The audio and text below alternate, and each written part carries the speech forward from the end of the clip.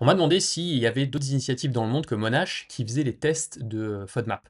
Et j'ai beau chercher, à part une petite initiative privée en Australie qui s'appelle FODMAP Friendly, qui a fait quelques tests, c'est intéressant, mais c'est limité en quantité. Il n'y a personne au monde. Je me suis demandé, j'ai pas arrêté de poser la question au labo, mais pourquoi personne ne fait ça? Parce que là, je vais vous expliquer des petites subtilités, mais ça paraît assez simple. Ils ont un peu toutes les briques.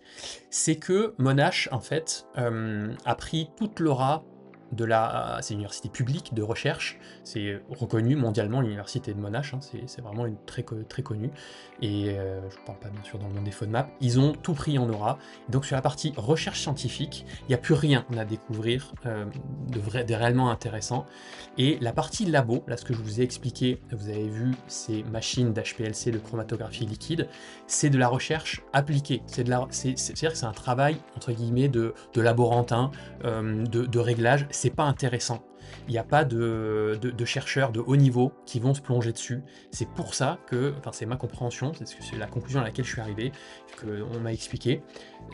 Ça a beau intéresser le grand public, des quantités astronomiques, on le voit bien, nous on a besoin de ces infos-là, mais tester des dizaines, des centaines d'aliments dans ces machines et voir le pic de fructose ou de glucose et dire il y en a un petit peu trop, c'est riche en FODMAP, c'est pas intéressant.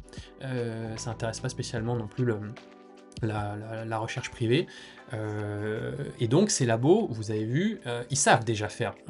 Là, ce que je suis en train de vous montrer, c'est le chromatogramme. Si vous avez vu mon autre vidéo, je vous ai expliqué ce que c'est un chromatogramme, hein, c'est le résultat qui sort de cette grosse machine, qui est donc la machine qui permet de faire cette technique de chromatographie liquide.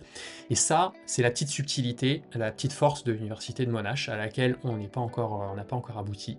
C'est que eux, ils ont mis, en gros, si je simplifie, ils ont mis deux de ces machines en même temps.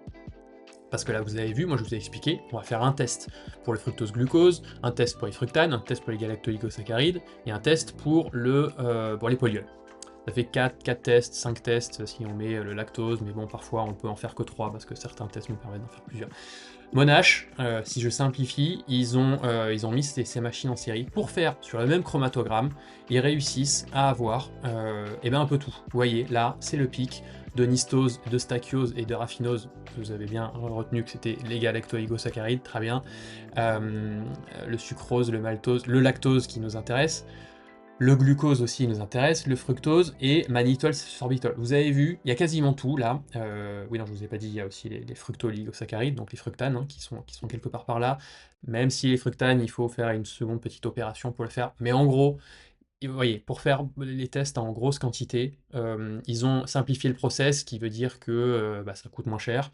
Ils peuvent les faire de façon plus, pas industrielle, peut-être un peu plus précis de temps en temps aussi. Donc voilà, aujourd'hui, personne ne sait faire ça, mais c'est pas très compliqué. Je suis en train d'essayer de creuser avec des labos pour essayer de reproduire cette méthode pour l'étape d'après. Donc là, en fait, on avance avec cette première étape de financement participatif et ces premiers tests, mais ça va, le but, c'est d'essayer de reproduire la même chose, parce que ce savoir-faire, c'est pas possible qu'il reste qu'en Australie, hein. Monash, sont les premiers à dire on a besoin de... On peut pas tout faire au monde, hein. Vous voyez, tous les produits, les différences de produits.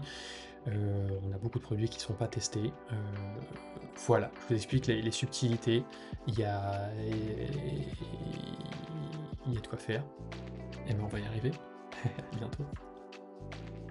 Je compte sur vous pour participer à la cagnotte si vous voulez qu'on teste plus d'aliments. Il reste que quelques heures. Ça va bientôt se clôturer et les tests se lancent cet été. À très vite.